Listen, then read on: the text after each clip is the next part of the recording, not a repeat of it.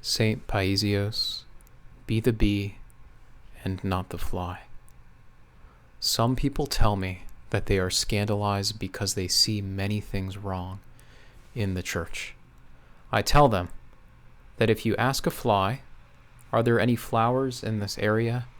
it will say, "I don't know about flowers, but over there in that heap of rubbish, you can find all the filth that you want." And it will go on to list all of the unclean things it has been to. Now, if you ask a honeybee, "Have you seen any unclean things in this area?" it will reply, "Unclean things? No, I have not seen any. The place here is full of the most fragrant flowers," and it will go on to name all the flowers and the gardens of the meadow. You see, the fly only knows where the unclean things are, while the honeybee knows where the beautiful iris is. As I have come to understand, some people resemble the honeybee, and some resemble the fly. Those who resemble the fly seek to find evil in every circumstance, and they are preoccupied with that evil. They see no good anywhere. But those who resemble the honeybee only see the good in everything they see. The stupid person thinks stupidly and takes everything in the wrong way, whereas the person who has good thoughts, no matter what he sees, no matter what you tell him, maintains a positive and a good thought.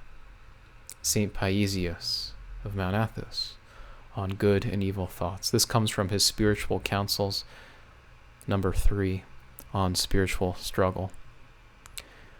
I find myself returning to this quite frequently to remind myself to not be discouraged, because the world is fallen, and my thoughts, well, they're not me, but I have a choice in how I choose to feed those thoughts.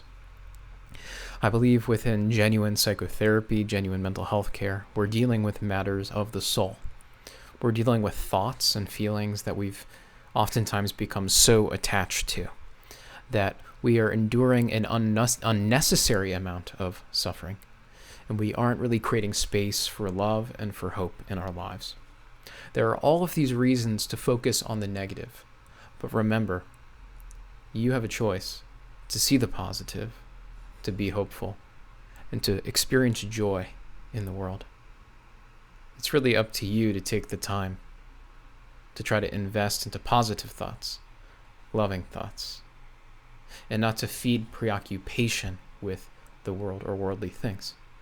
I think for me, the best way to orient myself is through my relationships, because it becomes very clear to me very rapidly when I'm too preoccupied to really be emotionally available to other people, too preoccupied to really do things for other people, too preoccupied to pray, too preoccupied to really have that sense of being fully present with myself and other people. I think that the consequence of this is psychiatric disorder, psychiatric illness, when we are, in some sense, living in a way where we're so busy in our minds, where our thoughts are attached to terrible things. Maybe we're seeing very dark images because we saw something or endured something very, very dark. But either way, it always boils down to our thoughts. But we don't always get to choose our thoughts, but we do get to respond to our thoughts. We get to feed, in some sense, our relationship to certain kinds of thoughts. So I encourage you to be the bee and not the fly. And I'm sending you a lot of love and support. Take care. Bye.